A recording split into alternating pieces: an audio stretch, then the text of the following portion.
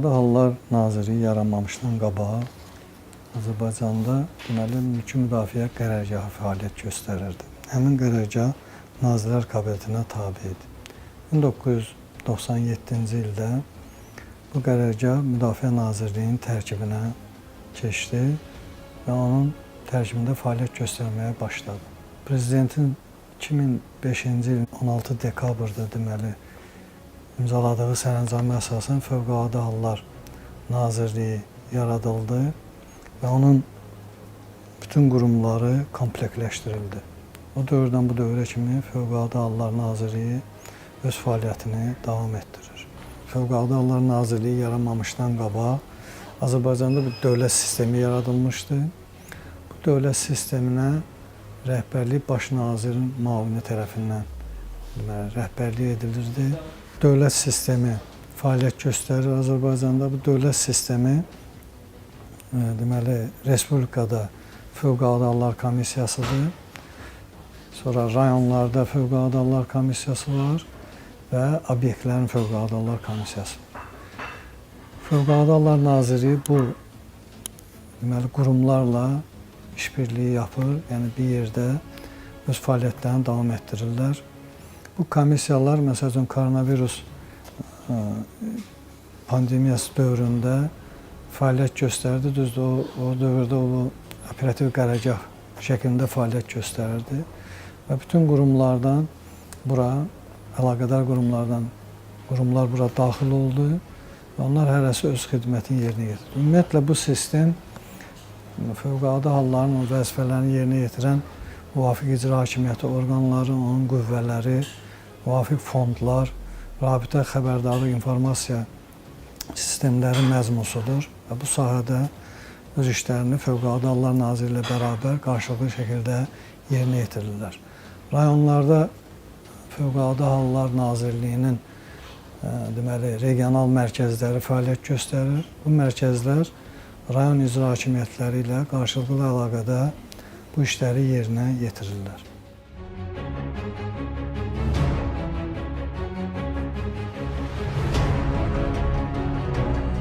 Yəni Fövqəladə Hallar Nazirliyində mütəxəssis olmaq üçün birinci növbədə insanın bu sahədə təhsili olmalıdır. Mütəxəssislərin iki sahəsi var. Var hərbi sahə, bir də var hərbiləşməmiş sahə. Hərbi sahə əsasən mülki müdafiə qoşunları və xüsusi riskli xidmət deməli aiddir bura. Hərbiləşməmiş isə idarə müəssisələrin özləri tərəfindən yaradılmış qüvvələr, həmçinin xidmət qüvvələri bura daxildir. Fövqəladə Hallar Nazirinin özünün akademiyası var. Həmin akademiyada bütün ixtisaslar üzrə deməli müdavimlər hazırlanır. Sonra da onlar zabit rütbəsi verilərək hərbi hissələrə göndərilir. Mütəxəssis olmaq üçün bunlardan əlavə insan psixoloji cəhətdən fövqəladə hallara hazır olmalıdır. Mülki müdafiə sahəsində, insanların xilas edilmə sahəsində cihazlardan istifadə etməyi bacarmalıdır. İnsanlarla münasibət, ünsiyyət qurmağı bacarmalıdır. Nizam-nizamlı olmalıdır.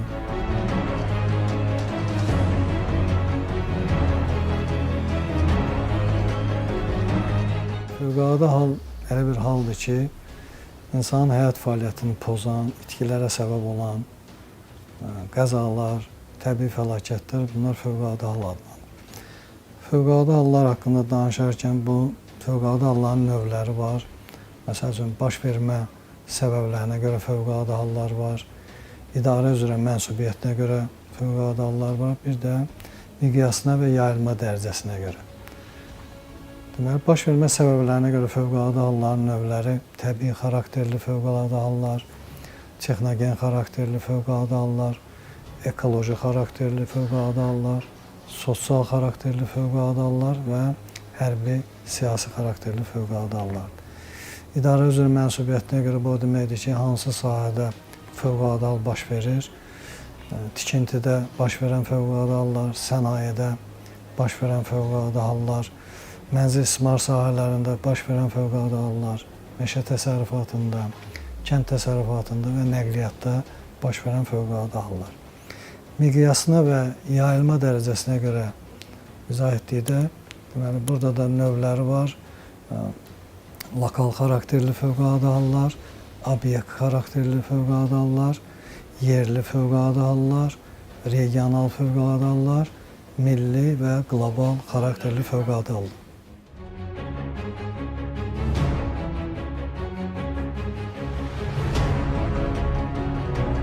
Ümumiyyətlə, Fövqəladə Hallar Nazirliyi haqqında danışanda fəaliyyəti yüksək səviyyədədir. Mən özüm Fövqəladə Hallar Nazirliyi Mülki Müdafiə Qoşunlarında xidmət eləmişəm.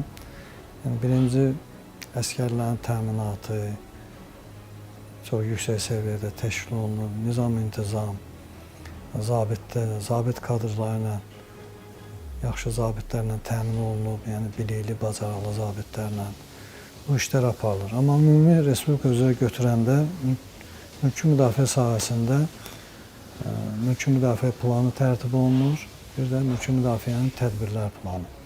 Mülki müdafiə planı 5 ildə bir dəfə tərtib olunur, Prezident tərəfindən təsdiq olunur.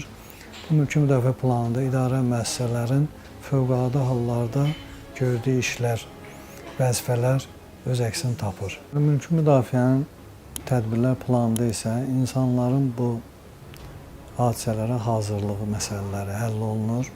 Bu tədbirlər planı isə mülki müdafiə planından fərqli olaraq hər il idarə müəssisələri tərəfindən tərtib olunur və Fövqəladə Hallar Nazirliyinin ərazidə olan əməkdaşları tərəfindən razılaşdırılır və həyata keçirilir.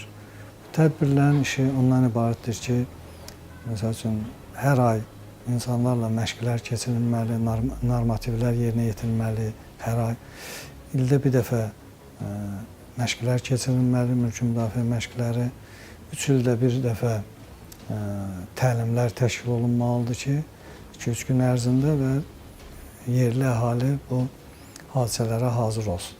Həmçinin orta məktəblərin 2-ci, 5-ci, 6-cı siniflərində, həmçinin 10-cu, 11-ci siniflərin çağırışa qədərki hazırlıq fənnində mülki müdafiə bölməsi var ki, insanlara bu haqda məlumat verilir. Ali təhsil müəssisələrində də mülki müdafiə tədris olunur və bu sahədə insanlar belə maarifləndirilir. Həmçinin idarə müəssisə rəhbərləri 5 ildə bir dəfə mülki müdafiə kurslarına çağırılır, onlara orada təlimlər, məşqlər keçirilir. Mülki müdafiə sahəsində hərbiləşməmiş qüvvələrin komandirləri ilə dəstələr təşkil olunur. Bu tədbirlərin çoxu dərəcəli obyektlərdə keçirilir.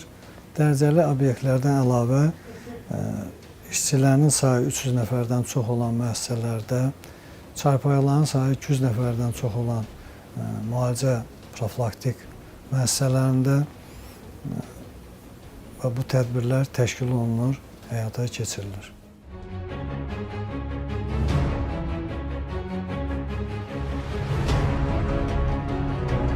Mən özüm 1994-cü ildən mülki müdafiə qoşunlarında xidmət edirəm.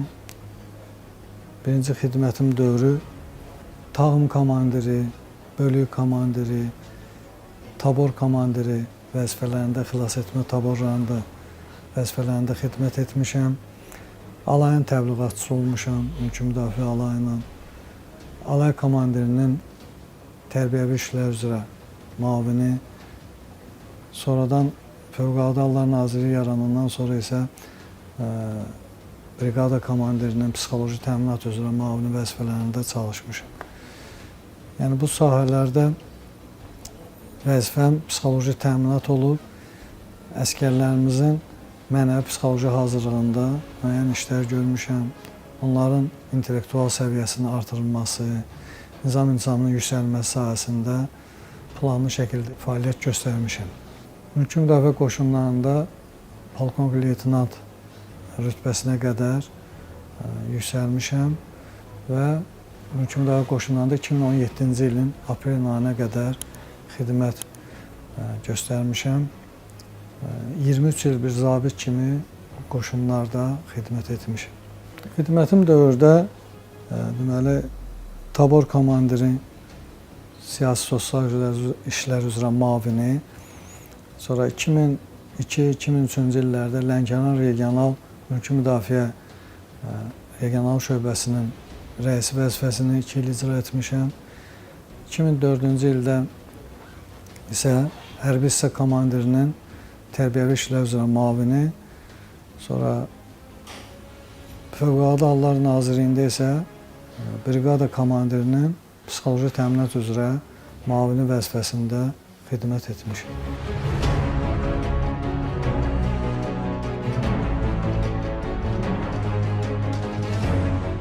Xidmət etdiyim dövrdə dəhşətli hadisələrdən biri Bakı metropolitenində baş verən terror hadisəsi. Səhv etmirəmsə 95-96-cı illərdə baş vermişdi. Həmçinin Əhmədlidə, həmin dövrdə Əhmədlidə binanın sürüşməsi nəticəsində, yəni bir bina sürüşmə nəticəsində 25 metr qabağa gedərək, yəni həyətyanı sahəni torpaq sürüşməsi orada baş vermişdi. Bu da təbii fəlakət idi. Sonra Bakıda baş verən zəlzələ, nəticələrin aradan qaldırılmasında bizim əməkdaşlar iştirak ediblər. 2010-cu ildə Sabirabad rayonunda və ətraf rayonlarda, Muğan, Küraraz, Ovalığı rayonlarında su basmanın nəticələrin aradan qaldırılmasında mülki müdafiə qoşunları fəal iştirak ediblər. Mən özüm də həmin hadisələrdə iştirak etmişəm. Burada birinci növbədə məqsəd insanların təhlükəsiz yerə köçürülməsi, sonra da onların müvəqqəti yaşayış yerlə təmin olunması, daha sonra onlar üçün yeni evlərin tikilməsi və yenidən öz evlərinə qaytarılması məsələləri, gündəlik tələbat malları ilə ərzaq malları təmin olunması sahəsində çox güclü işlər görülmüşdür. Yəni Fövqəladə Hallar Nazirliyi bu sahədə öz professionallığını göstərmişdir. Sabirabadda baş verən su basmada iştirak edərkən çətin günlər var idi. Məsələn, çətinlik onda idi, birinci insanlar psixoloji cəhətdən buna hazır olmaq lazımdır. İndi biz də başa düşürdük ki, insanlar öz evlərin, eşiklərini itiriblər. Yəni, onların kaprizlərinə dözmək lazım idi. Onlarla ünsiyyət qurmaq lazım idi. İnsanlar da öz haqlarını tələb edirdilər. Və bu sahədə biz çalışırdıq ki, onlara kömək edək. Havanın isti olmağı, çöl şəraitində həşəratların çox olmağı, zəhərli həşəratların, sürünənlərin daxil olması yaşayış yerlərimizə bir çətinlik yaradırdı. Ancaq bu ilə belə biz öz vəzifə borcumuzu ləyaqətlə yerinə yetirdik. Mən özüm şəxsən 5 ay müddətində orada oldum. Amma bizim əməkdaşlar çox uzun müddət orada öz fəaliyyətlərini davam etdirdilər. İnsanların gündəlik tələbat malları ilə, ərzaq malları ilə, sonra yaşayış yerləri ilə təmin etdilər.